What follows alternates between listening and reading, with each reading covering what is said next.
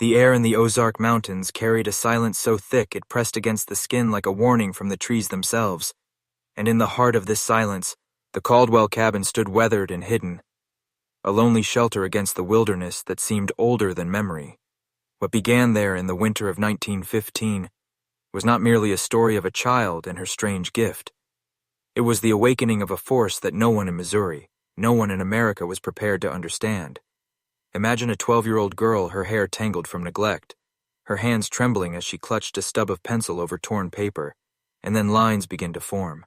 Not childish doodles, or the clumsy numbers of a student, but streams of symbols arranged in a logic that seemed to belong to another world, equations that no professor of her time could fully explain. This was Clara Caldwell, a name barely whispered in the annals of American history, yet carrying the weight of something forbidden and unearthly. Her parents Robert and Mary were ordinary people, or so it seemed, trying to carve a life out of hard earth and quiet woods. Yet neighbors would recall the unease that clung to them, the way Robert would avoid questions about his family past, the way Mary walked with eyes cast downward as though frightened of revealing too much. What were they hiding? What ancient burden had followed them into the forest? When Clara first began her strange writings, the parents told no one. But the whispers spread nonetheless. Numbers that carried weight like prayers, or curses equations that seemed to bend the air around them. The first discovery of Clara's talent was not triumphant, but terrifying scraps of paper pinned to the walls of the cabin, as if her mind could not contain what pressed against it. Neighbors who entered spoke later of headaches, of sudden nausea, of a pressure behind the eyes, as though the numbers themselves were alive. They, said the girl, stared at them silently, her pupils dilated, her lips twitching like she was listening to something only she could hear. This was no ordinary prodigy. This was not the playful genius of a Mozart or the natural brilliance of an Einstein. This was something colder, something that did not seem to belong to a human child. It was as if Clara had become a vessel, and what poured through her was knowledge that cared nothing for her body or her fragile mind. It only wanted release. The Caldwell case deepened on a bitter December night when neighbors noticed the cabin dark for days and the smoke from its chimney gone. Robert Caldwell had not appeared in town for supplies. Mary had not visited the small church on the ridge, and when locals finally entered, they found something that would haunt them for decades. The cabin was silent, the table still set with dishes, as if a meal had been interrupted, chairs pushed back in haste. Snow tracked across the floor, leading nowhere. And in the center of it all was Clara hunched over a notebook, her hands moving so fast they blurred across the paper. She did not look up when spoken to her lips, muttered broken fragments of words, not in English, not in any tongue the locals knew, and on the pages were equations, symbols, and geometric patterns, unlike anything they had ever seen. The neighbors asked where her parents had gone. Clara only shook her head, then pressed the pencil harder, as if answering would shatter her concentration. The sheriff of Shannon County was called, but his report gave no clarity, only dread. Robert and Mary Caldwell were declared missing. No signs of struggle, no blood, no footprints leading away from the home. Only the girl and her endless numbers. The sheriff noted in his log that Clara's writings made him ill to look upon. He described dizziness and an unbearable pressure in his skull the moment he tried to focus on her pages, as though they were designed not for human minds, but for something else entirely. Doctors from St. Louis arrived, men of science hoping to explain the impossible. They examined Clara's work and argued among themselves. Some insisted she was suffering from epilepsy or delusions. Others whispered of a savant phenomenon, though none had ever seen anything so advanced in a child her age. One mathematician wrote privately that Clara's calculations resembled knowledge from a future science, something that should not exist yet. The authorities made their decision. Clara would be taken to Missouri State Hospital No. 4 in Farmington, where doctors could watch her day and night, protect her, or perhaps protect others from her. What no one could answer then, and what no one can answer now, is this. If her parents had fled the world to hide her, what exactly had they been running from, and what was beginning to emerge through her frail body? At Missouri State Hospital No. 4, Clara became an enigma wrapped in fear. Her frail frame was placed in a stark white room, watched constantly by attendants who whispered about the strange hum that seemed to fill the air. Whenever she worked her pencil, the doctors divided into camps. Some saw her as a rare medical case. Others saw her as a key, a vessel that might unlock something that had been hidden from mankind. Dr. Eleanor Reed was the first to believe Clara was not sick, but touched by something beyond human measure. She documented Clara's long nights spent in restless calculation, pages upon pages of sequences that no mathematician could resolve, equations that hinted at dimensions curled upon themselves, landscapes of geometry where human thought could not follow. Reed's reports were dismissed by her superiors, but her private journal spoke of visions, numbers that whispered when she studied Clara's notebooks too long. Professor James Morgan from the University of Missouri was brought in to examine the work, a man obsessed with knowledge. He spent hours in Clara's presence, staring at her numbers, until headaches drove him away. He wrote in a letter to a colleague that the girl seemed less like a child and more like an instrument receiving transmissions from some hidden realm. Her eyes would glaze over as if she were listening to a voice only she could hear, and then the pencil would move faster than any human hand should. Other doctors warned of danger. They said Clara's mind was burning itself alive, consumed by what she carried inside her body. She grew thin.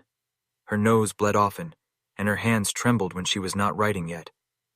Whenever she collapsed from exhaustion within days, she would awaken with renewed intensity, as if the knowledge itself demanded to pour out of her. By early 1916, whispers filled the hospital halls that the Caldwell girl was not human, or at least not untied. Rely human. The nurses spoke of dreams that came after tending to her, dreams of black skies filled with shifting symbols, dreams where a child's voice recited numbers like prayers, and in those dreams the numbers followed them even after waking. What haunted them most was this: Clara never asked for her parents, never cried for her mother's touch, or her father's return, as if she had already known they were gone, and as if something else had already taken their place inside her.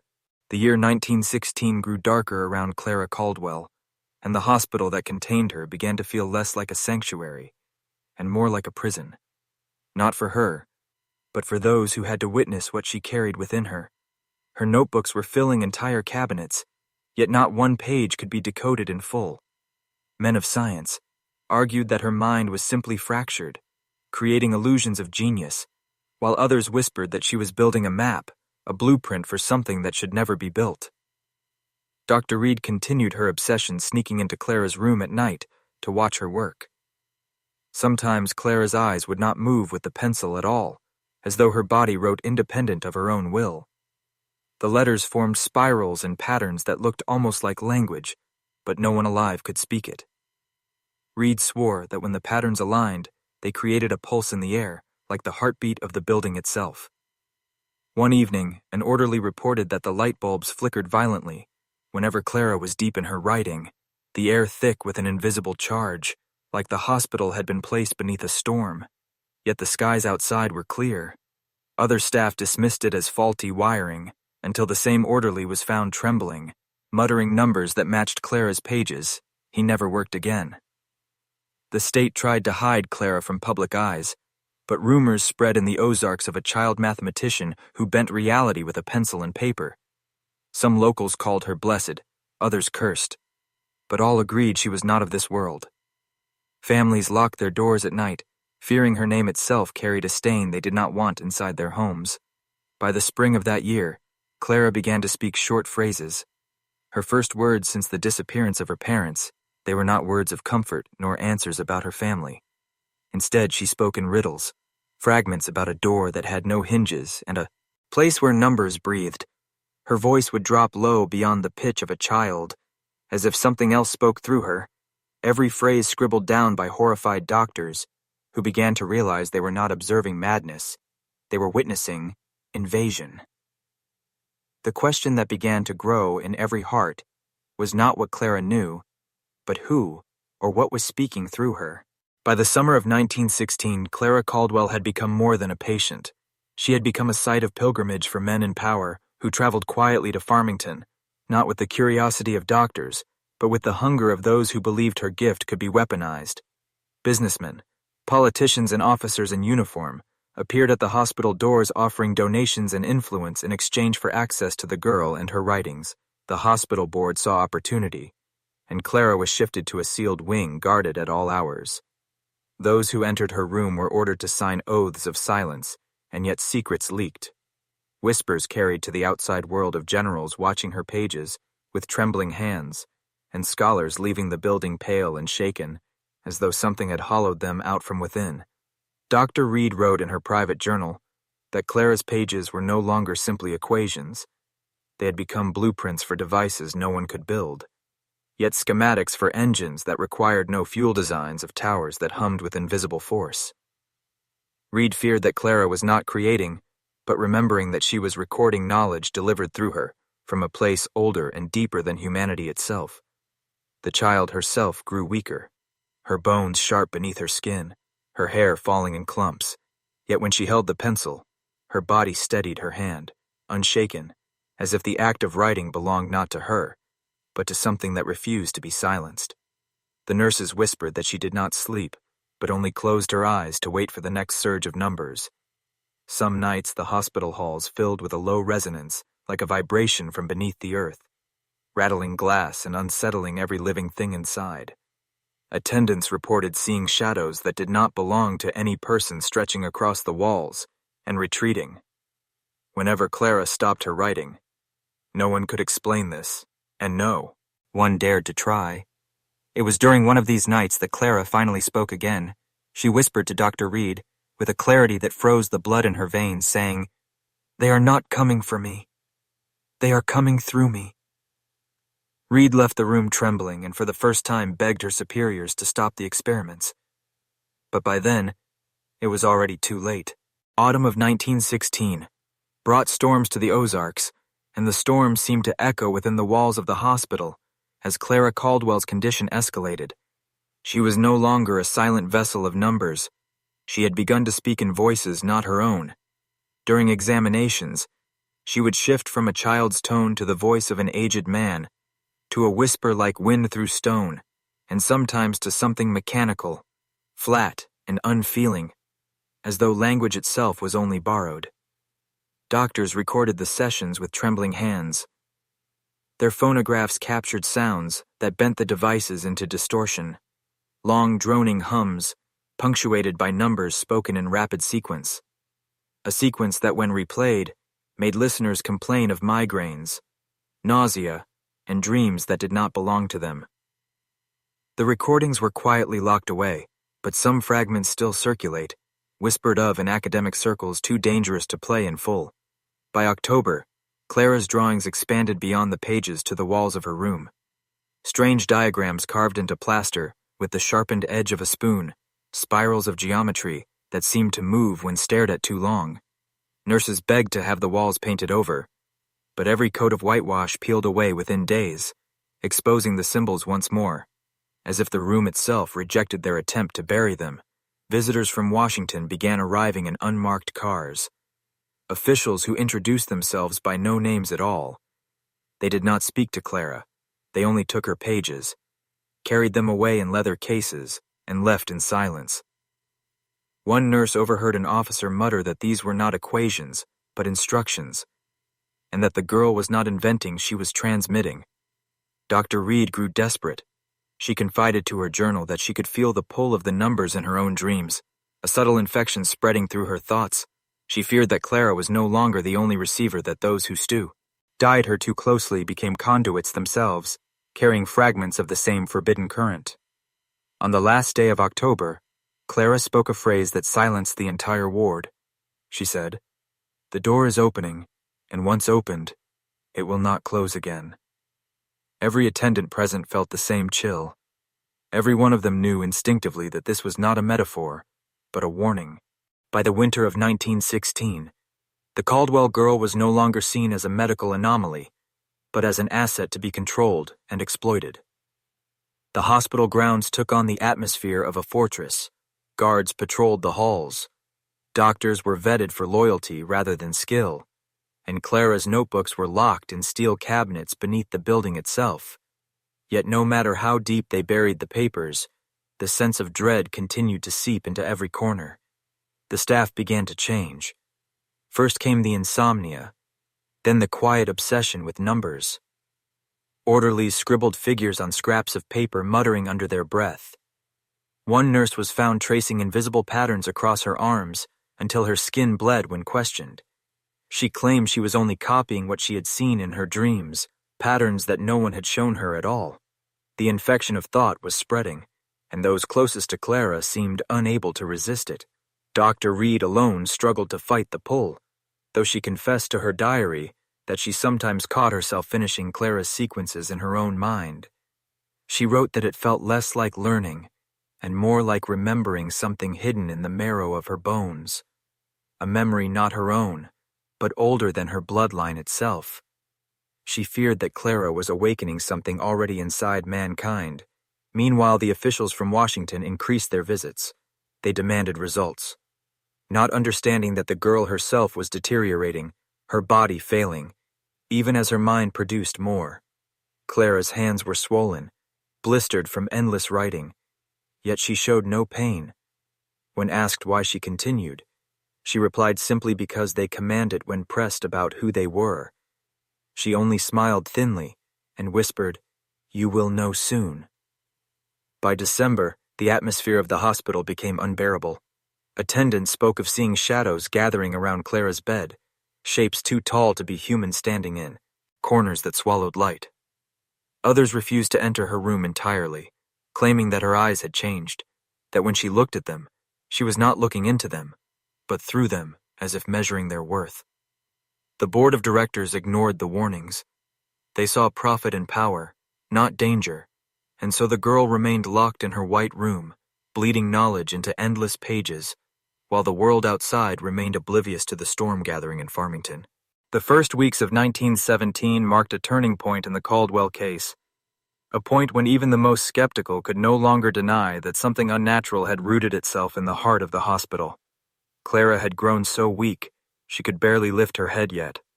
When the pencil touched her fingers, her strength surged, and the numbers poured out unbroken, as if she were a conduit for something infinite. Her body decaying while the message remained unstoppable.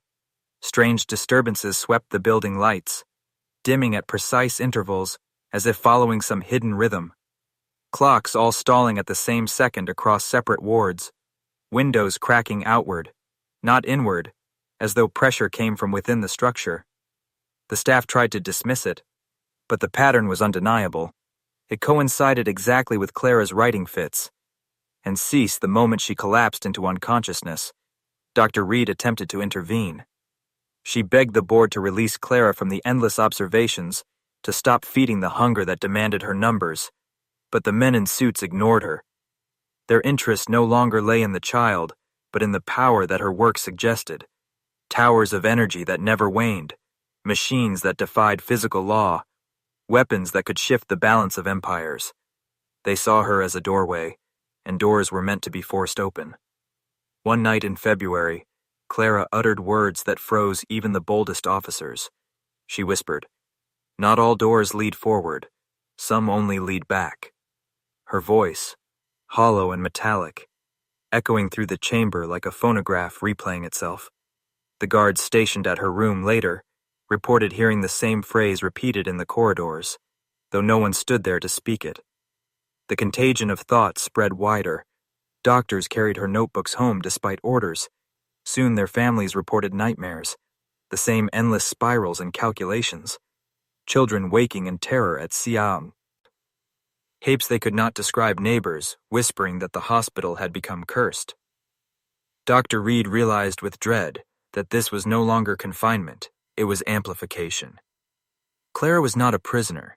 She was a transmitter, and by holding her in Farmington, the officials had turned Missouri into the epicenter of something vast and uncontainable, something reaching beyond the hospital walls and into the fabric of every life it touched. By the spring of 1917, Clara Caldwell had become a legend whispered in taverns and farmhouses across the Ozarks. The girl who wrote the language of gods and devils, the girl who spoke with voices not her own. No newspaper dared print her name yet. The story spread mouth to ear faster than fire through dry grass, Soldiers preparing to leave for the war in Europe came to the hospital at night, desperate to glimpse her pages, as if believing they carried some prophecy of their fate. Inside the hospital, the corruption grew. Clara's notebooks no longer filled with equations alone, but with diagrams that resembled maps to places no one recognized. Landscapes both alien and familiar. Rivers that looped into themselves. Cities of spirals. Towers like vertebrae, rising into black skies. Dr. Reed confessed that studying these pages made her feel as though she had seen them before, as though she had walked those impossible streets in dreams too deep to recall. The officials from Washington had grown bolder.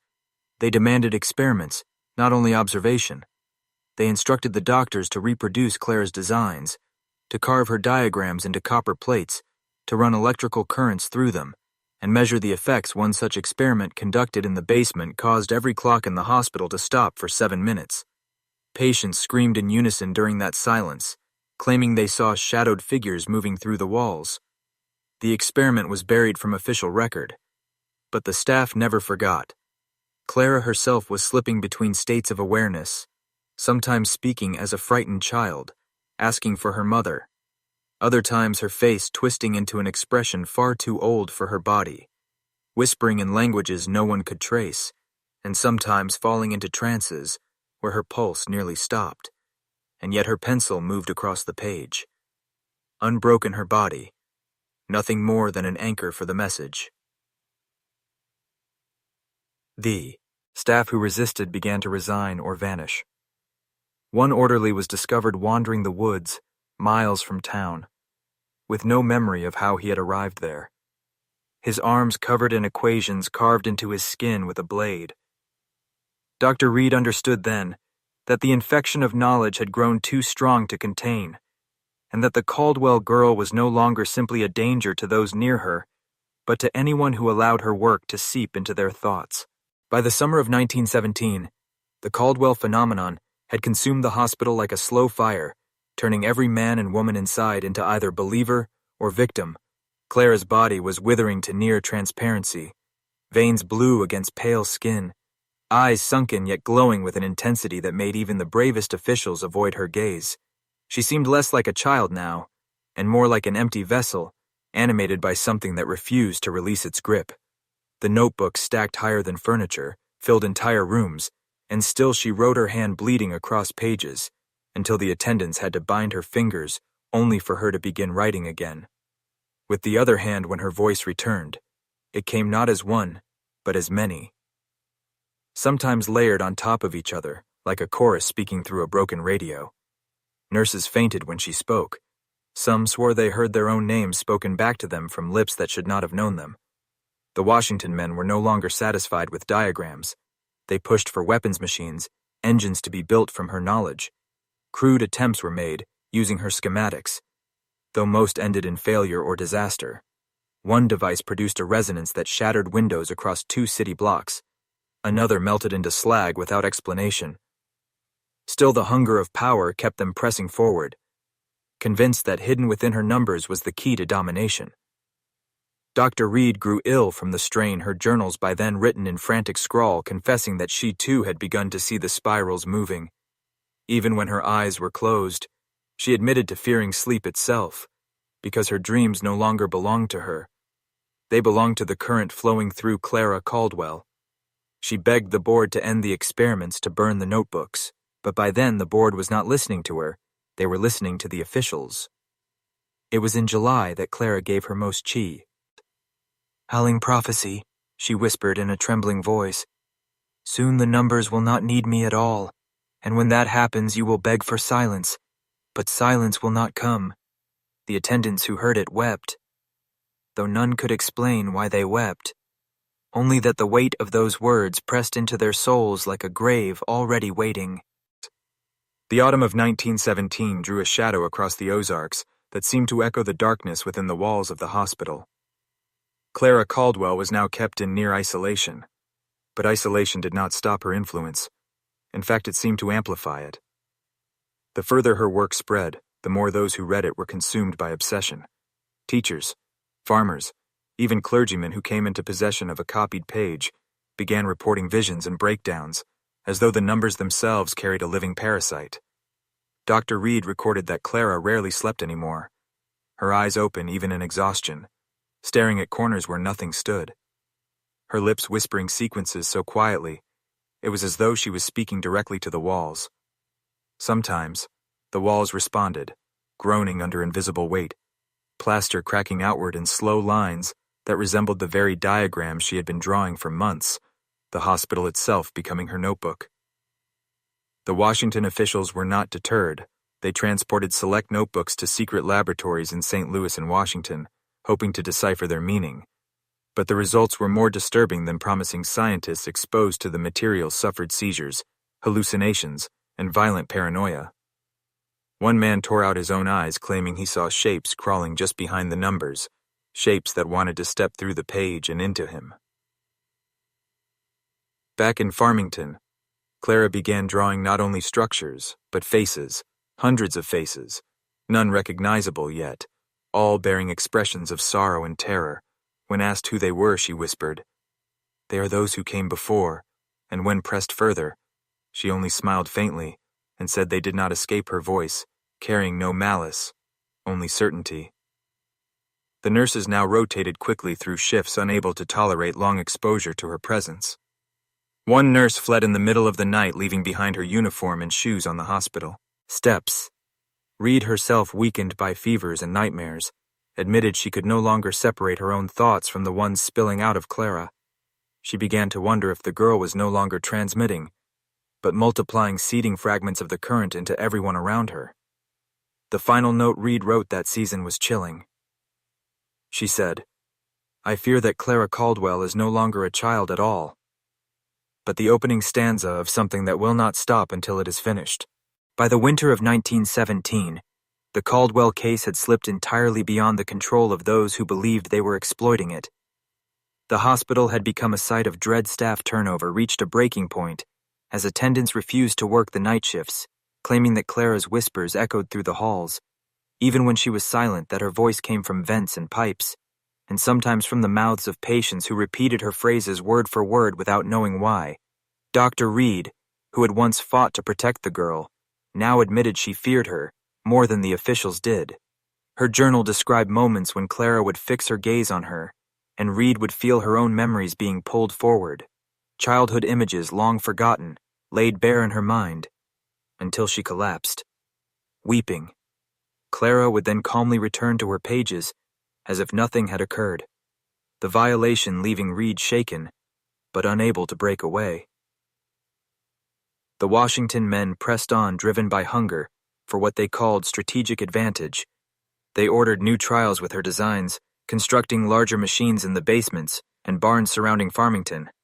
The devices never functioned as expected, sometimes generating vibrations that rattled entire neighborhoods, other times producing waves of sound so low they were felt in bone rather than ear, and once creating a column of light that tore through the ceiling and vanished into the night sky. The experimenters swore the light was not fire, not electricity, not anything they could name. Clara herself was nearly skeletal by then, her hair gone, her skin gray, yet her hand never ceased.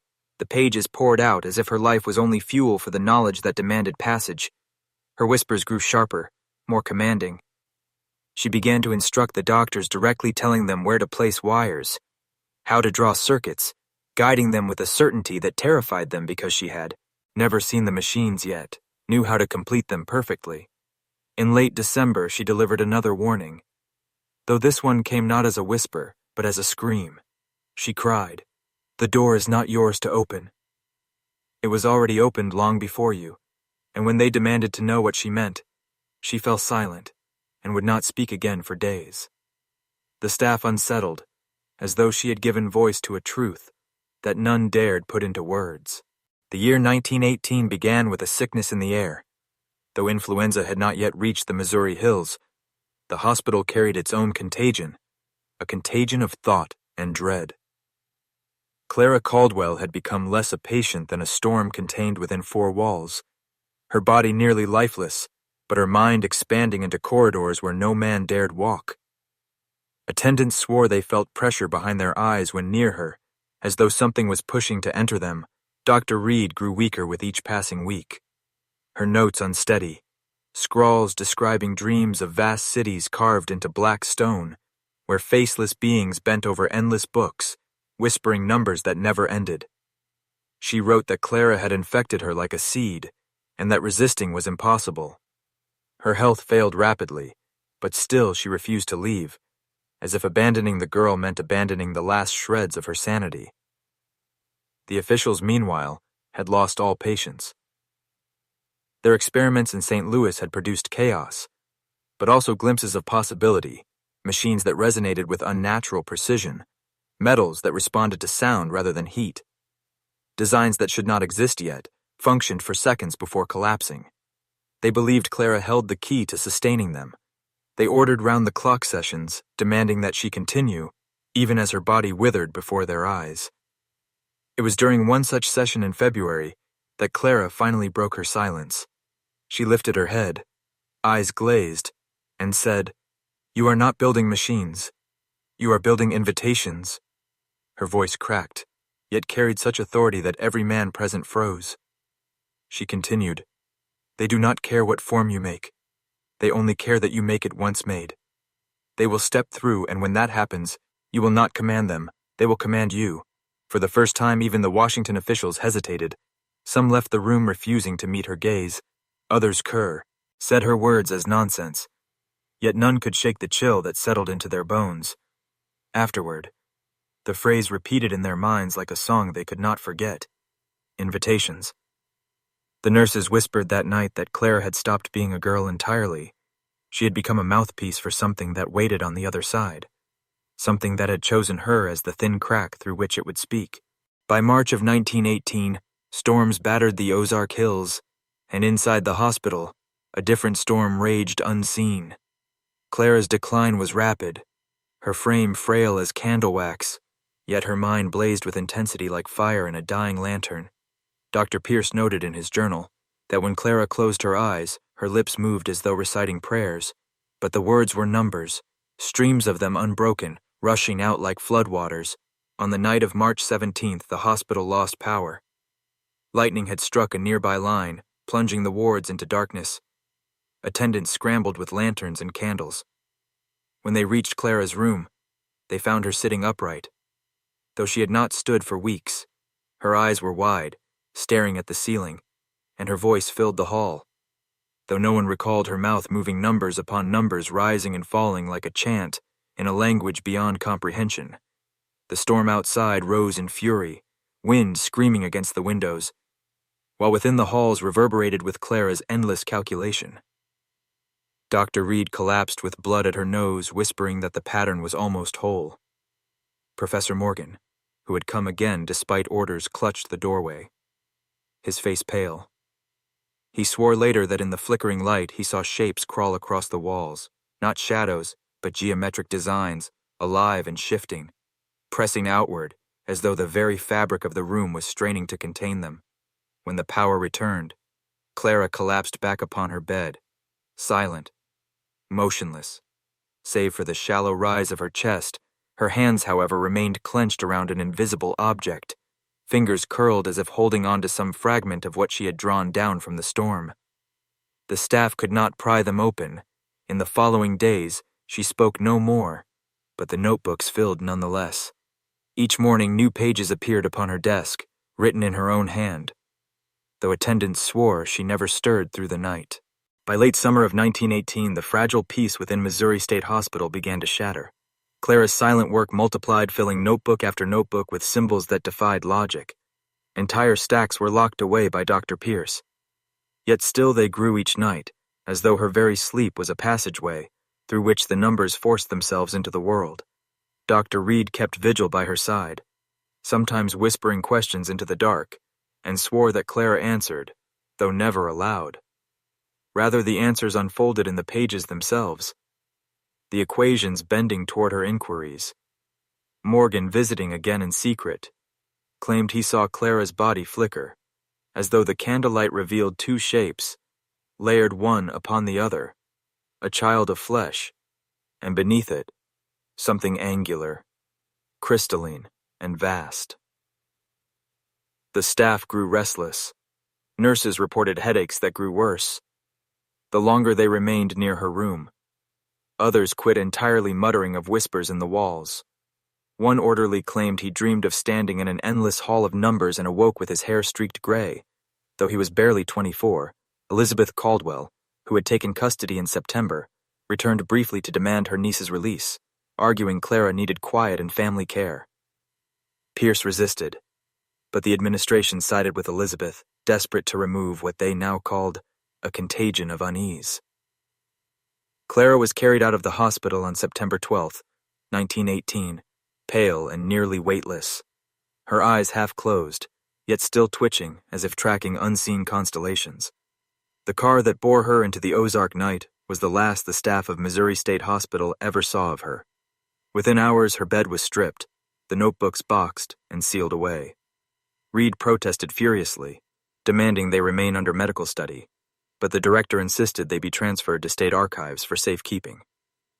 Weeks later, when Reed attempted to retry it, she found the boxes gone. No record of transfer, no explanation offered.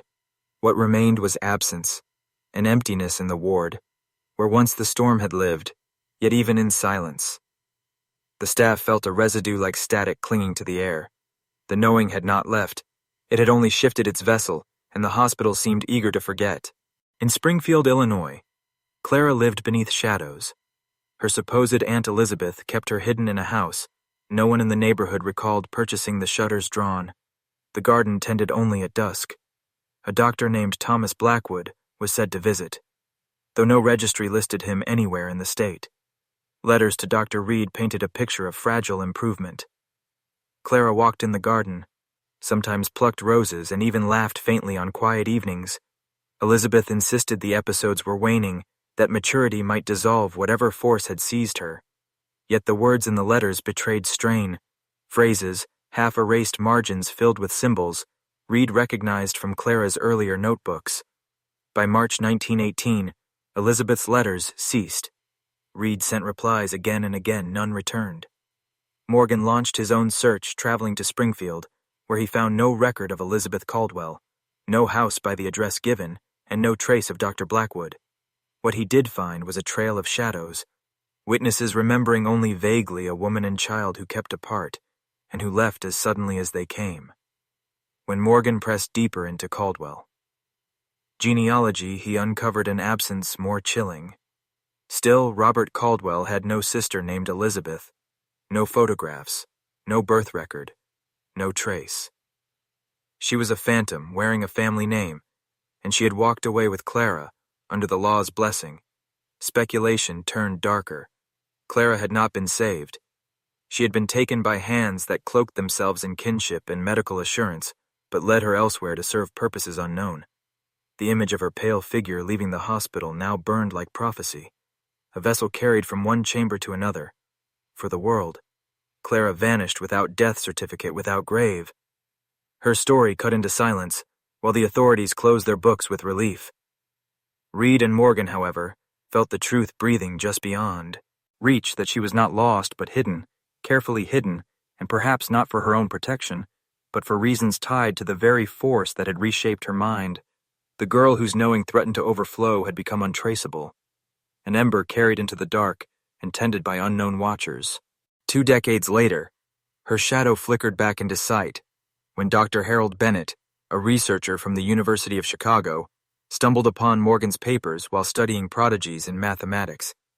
His search took him north to a sanitarium in Wisconsin, where a woman known only as Jane Doe had been living in silence since the 1920s.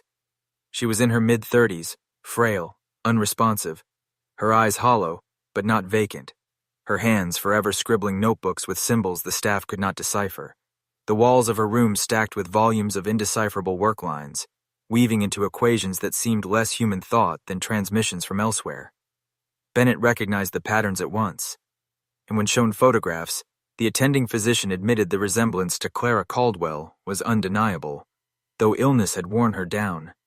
Still, the notebooks breathed continuity. The same strange mathematics, advancing as though years had not passed, but knowledge had only deepened. When Bennett tried to speak with her, the woman gave no reply, until one winter afternoon in 1939, she lifted her head and with startling clarity whispered words that froze the room. "It is almost complete now. They are coming back for it soon."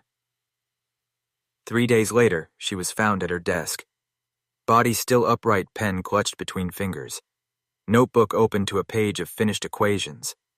Her face described as calm, relieved as though death had finally loosened a chain. The notebooks were seized by Bennett and sent for analysis. Mathematicians who studied them declared the work revolutionary, yet beyond comprehension, a system alien to existing frameworks.